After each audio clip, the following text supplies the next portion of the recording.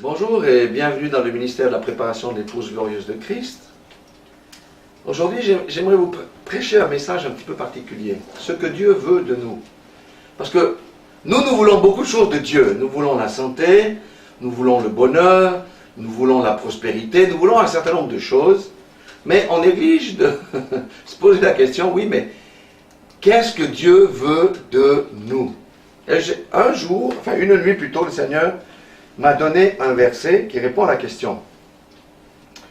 Et je me propose d'aller voir avec vous, tout au long de cette petite exhortation, un certain nombre de choses qui nous seront très utiles. Deutéronome, chapitre 10, versets 12 à 13. Maintenant, Israël, que demande de toi l'Éternel ton Dieu? Si ce n'est que tu craignes l'Éternel ton Dieu, afin de marcher dans toutes ses voies, d'aimer et de servir l'Éternel ton Dieu de tout ton cœur et de toute ton âme. Si ce n'est que tu observes les commandements de l'Éternel et ses lois que je te prescris aujourd'hui, afin que tu sois heureux. Amen. Voilà ce que Dieu veut de nous. La première des choses que nous noterons, c'est si ce n'est que tu craignes l'Éternel ton Dieu. La crainte, c'est la clé, on peut dire, d'un trousseau. C'est la première clé du trousseau. Sans la crainte de l'Éternel, nous n'avons pas accès aux autres choses qui sont marcher dans toutes ses voies, aimer et servir l'Éternel et observer les commandements. Sans la crainte de l'Éternel, sans la première clé du trousseau, il est impossible de faire ce que Dieu veut de nous. Amen.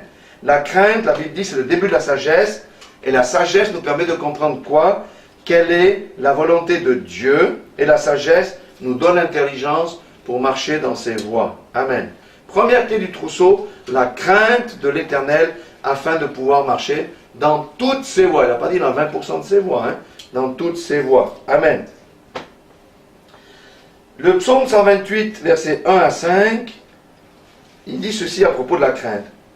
Heureux tout homme qui craint l'Éternel. Si tu crains l'Éternel, la Bible dit, heureux tout homme qui craint l'Éternel, qui marche dans ses voies. Tu jouis alors du travail de tes mains, tu es heureux, tu prospères, ta femme est comme une vigne féconde dans l'intérieur de ta maison, tes fils sont comme des plants d'olivier autour de ta table. C'est ainsi qu'est béni l'homme qui craint l'Éternel. L'Éternel te bénira de Sion, et tu verras le bonheur de Jérusalem tous les jours de ta vie, et tu verras les fils de tes fils, que la paix soit sur Israël. Amen. Donc, la crainte de l'Éternel et marcher dans ses voies. Et il dit, si on a ces deux choses, tu jouis alors du travail de tes mains. Tu es heureux et tu prospères. La question qu'on doit se poser aussi ici, combien travaillent et ne peuvent pas jouir du travail de leurs mains? Combien ne sont-ils pas heureux sur cette terre et ne prospèrent-ils pas? La source ou la raison pour laquelle ne serait-elle pas qu'ils ne craignent pas Dieu et qu'ils ne marchent pas dans ses commandements? Très certainement. Si tu ne crains pas l'Éternel et tu ne marches pas dans ses commandements, il te sera difficile de vivre une vie heureuse et de prospérer. Amen.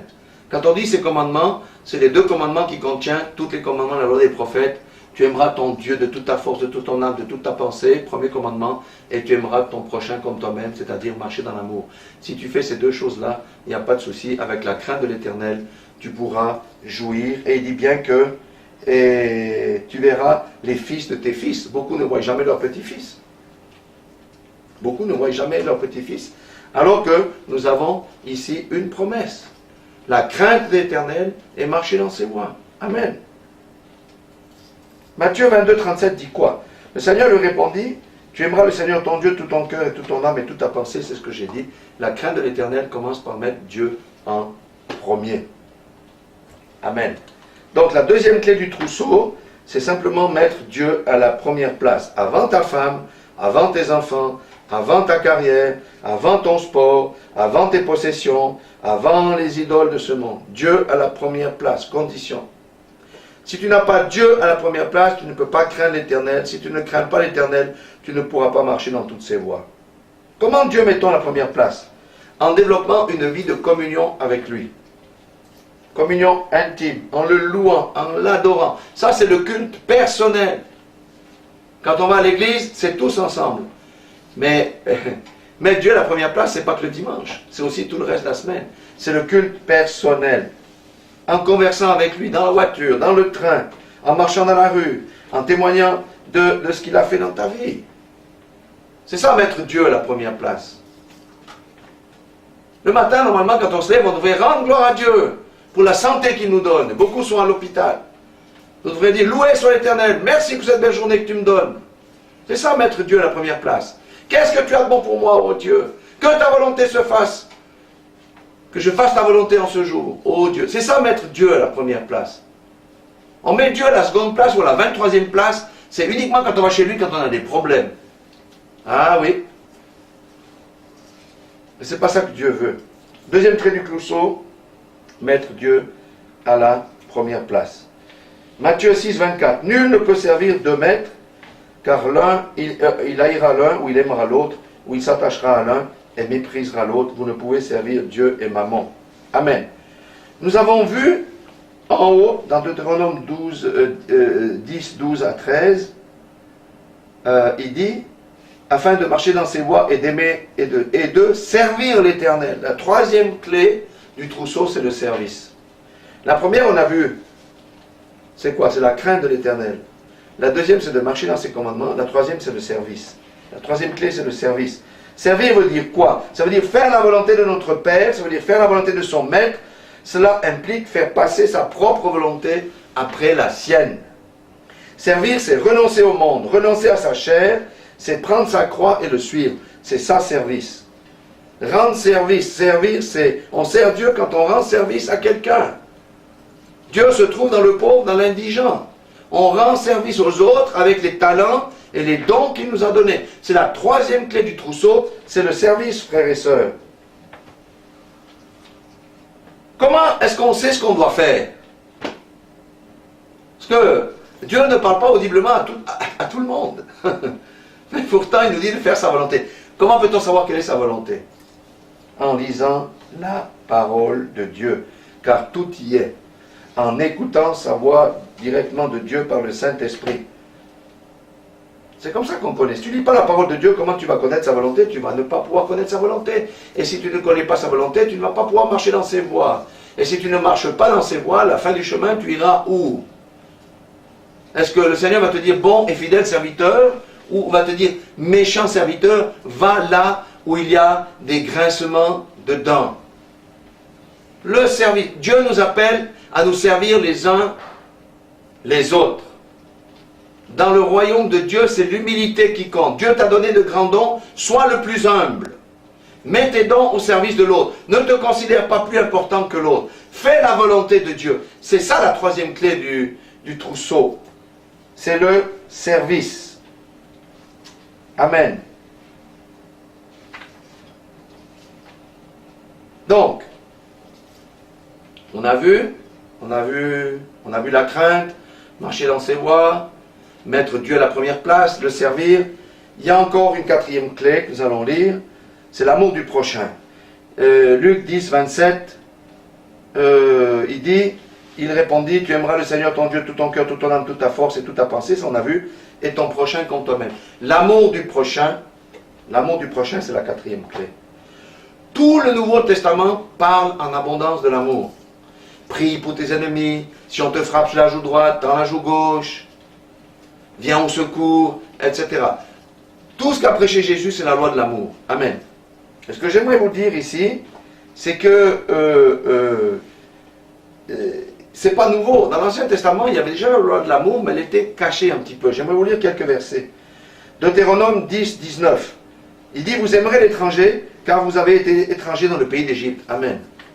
Écoutons bien ça. Vous aimerez l'étranger, car vous avez été étranger dans le pays d'Égypte. Est-ce qu'en Europe, je vous pose la question, nous aimons les étrangers? Celui qui n'aime pas les étrangers est en conflit avec Dieu. Parce qu'il brise le commandement, tu aimeras ton prochain comme toi-même. Or, l'étranger est ton prochain et tu dois l'aimer comme toi-même. Dans l'Ancien Testament, il est dit, vous aimerez l'étranger car vous avez été étranger dans le pays d'Égypte. Qui sait si un jour, les Européens ne devront pas fuir l'Europe pour aller en Afrique? Réfléchissez à ça. Celui qui aime l'étranger sera payé en retour. Nous qui allons voter là, on doit bien réfléchir à ces choses-là. Si nous nous disons être chrétiens, tu aimeras l'étranger. Amen. Deutéronome 12, 19. Aussi longtemps que tu vivras dans ton pays, garde-toi de délaisser le Lévite. Le Lévite, c'est celui qui travaillait pour l'Éternel au temple. Ça veut dire quoi? Prends soin des servantes et des serviteurs de Dieu. Aussi longtemps que tu seras dans le pays. N'oublie pas ceux qui t'apportent la parole de Dieu et bénis-les. C'est la loi de l'amour. Les Lévites n'avaient point de possession. Ils n'avaient point de salaire. Donc, ils vivaient grâce à l'amour des gens. Et c'est la même chose aujourd'hui. Les gens sont prompts à aller chez le pasteur. Prie pour moi, j'ai des problèmes. Jeûne pour moi, j'ai des problèmes. Et d'une fois qu'il y a la solution, les gens tournent les talons et celui qui s'est compté pour toi, zéro pointé. Aime le serviteur et la servante de Dieu, car Dieu te payera en retour. Ça, c'est aussi l'amour. Maintenant, écoutez, Deutéronome 15, 9. Il y aura toujours des indigents dans le pays. C'est pourquoi je te donne ce commandement, tu ouvriras ta main à ton frère, au pauvre et à l'indigent dans ton pays. Pourquoi Dieu dit ça? Parce que Dieu a fait le riche comme le pauvre. Il a fait le riche pour qu'il puisse donner au pauvre et que le pauvre rende gloire à Dieu. Dans notre bonne conscience, combien de fois nous détournons notre regard de celui qui nous tend la main? Réfléchissons à ce que dit la parole de Dieu. Tu aimeras ton prochain comme toi-même. Ayez toujours des pièces dans vos pantalons, dans vos manteaux. L'indigent. Dieu a créé l'indigent. Pourquoi? Pour qu'on puisse le venir en aide et que l'indigent rende gloire à Dieu. Ça fait partie de la loi de l'amour. Quatrième clé du trousseau. Amen. Regardons maintenant encore quelque chose d'intéressant. Deutéronome 15, 12, 14. Si l'un de tes frères hébreux, homme ou femme, se vend à toi, il te servira 6 années. Mais la 7e année, tu le renverras libre de chez toi. Et lorsque tu le renverras libre de chez toi, tu ne le renverras point à vide. Tu lui feras des présents de ton menu bétail, de ton air, de ton pressoir, de ce que tu auras par la bénédiction de l'Éternel, ton Dieu. Amen. Ça veut dire si ton frère a travaillé pour toi, rémunère-le correctement. Parmi les chrétiens, il est de bon ton de profiter de son frère et de sa sœur en ne le payant pas correctement, en disant, mais toi tu es chrétien, tu me fais la chose gratuitement. Non, c'est pas manifester l'amour ça, c'est la cupidité. La Bible dit ici que ton frère travaille pour toi, paye-le correctement. C'est manifester l'amour. C'est la 4e clé du trousseau. Vous voyez, ce que Jésus a prêché se retrouve déjà dans l'Ancien Testament. Amen. Et même encore plus fort ici, Deutéronome 22, 1 à 4. Si tu vois t'égarer le bœuf ou la brebis de ton frère, tu ne t'en détourneras point. Tu les ramèneras à ton frère. Si ton frère n'habite pas près de toi et que tu ne le connaisses pas, tu recueilleras l'animal dans ta maison et il restera chez toi jusqu'à ce que ton frère le réclame et alors tu le lui rendras. Tu feras de même pour son âne, tu feras de même pour son vêtement, tu feras de même pour tout objet qu'il aurait perdu et que tu trouverais. Tu ne devras point t'en détourner. Si tu vois l'âne de ton frère ou son bœuf tomber dans le chemin, tu ne t'en détourneras pas, tu l'aideras à le relever. Amen. Ça veut dire quoi d'autre? Ce que Jésus a dit. Prenez soin les uns des autres. Prenez soin les uns des autres. Prends soin des intérêts de ton frère et de ta sœur. C'est ça la loi de l'amour. On a vu, nous avons vu la loi de l'amour. Sans l'amour, on n'entre pas au paradis. C'est pas possible. Parce qu'à la fin, il y a 3 choses. Il dit entre la foi, l'amour et je ne sais plus quoi, l'espérance, c'est l'amour qui reste. C'est l'amour qui reste. On doit manifester, nous devons apprendre à poser des actes d'amour, frères et sœurs. 4e clé du trousseau. Maintenant, il y a une 5e clé du trousseau, c'est l'obéissance. Deutéronome 11, 13 à 15, il dit, si vous obéissez à mes commandements que je vous prescris aujourd'hui, si vous aimez l'Éternel votre Dieu, et si vous le servez de tout votre cœur et de toute votre âme, je donnerai à votre pays la pluie en son temps. Ça veut dire, je vous donne les bénédictions. Si nous répondons aux 3 si, le Seigneur va nous donner les bénédictions. La pluie de la première et de l'arrière-saison, et tu recueilleras ton blé, ton mou et ton huile, et je mettrai aussi dans tes champs de l'herbe pour ton bétail, et tu mangeras et tu te rassasieras. Ça ressemble à quoi d'autre que l'abondance? Hein? Si nous obéissons à ses commandements, Dieu à la première place, aimer son prochain comme soi-même. Si vous aimez l'Éternel votre Dieu, et si vous le servez de tout votre cœur et de toute votre âme. Il y a le respect de la parole, l'amour de Dieu et le service. On retrouve 3 choses là ici, dans cette 5e clé qui est l'obéissance. Et dans Deutéronome 11, 22, 23, il dit, car si vous observez tous ces commandements que je vous prescris, et si vous les mettez en pratique pour aimer l'Éternel votre Dieu, pour marcher dans toutes ses voies et pour vous attacher à lui, l'Éternel chassera de devant vous toutes ces nations et vous vous rendrez maître des nations plus grandes et plus puissantes que vous. Amen. Ça veut dire la victoire dans toutes les tribulations, chômage, manque d'argent, disette financière. Tout ça, le Seigneur a chassé le dévoreur de nos poches si nous mettons en pratique ce qu'il nous a dit ici dans ces versets. Et ces versets de l'Ancien Testament ont été confirmés par Jésus-Christ dans le Nouveau Testament. Pourquoi je vous présente l'Ancien Testament? C'est pour vous montrer que les deux sont indissociables l'un de l'autre et que l'un ne contredit pas l'autre et que la loi avait prévu ces choses. Mais l'homme par la loi n'est pas arrivé. Il a fallu le sacrifice de Jésus-Christ pour que nous puissions les mettre en pratique. Or, nous bénéficions du sacrifice de Jésus-Christ à la croix de Golgotha. Nous pouvons donc mettre en pratique ces choses qui avaient été prescrites ici.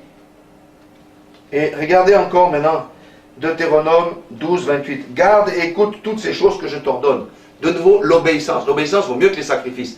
L'obéissance vaut mieux que 10 000 euros ou 10 000 francs suisses donnés et continuer une vie de débauche. Non, non, non. L'obéissance vaut mieux que les sacrifices. Il dit, garde et écoute toutes ces choses que je t'ordonne, afin que tu sois heureux. Afin que tu sois heureux. Afin que tu sois heureux. Si tu n'es pas dans le bonheur, pose-toi des questions. Toi et tes enfants après toi, à perpétuité, en faisant ce qui est bien et ce qui est droit aux yeux de l'Éternel, ton Dieu. Amen. Donc maintenant, ces 4 clés se retrouvent dans le Nouveau Testament. Dans le Nouveau Testament, il est dit d'adorer Dieu en esprit et en vérité. C'est mettre Dieu à la première place. Dans le Nouveau Testament, il est dit que nous devions mettre nos dons et nos talents au service des autres. C'est l'esprit du service.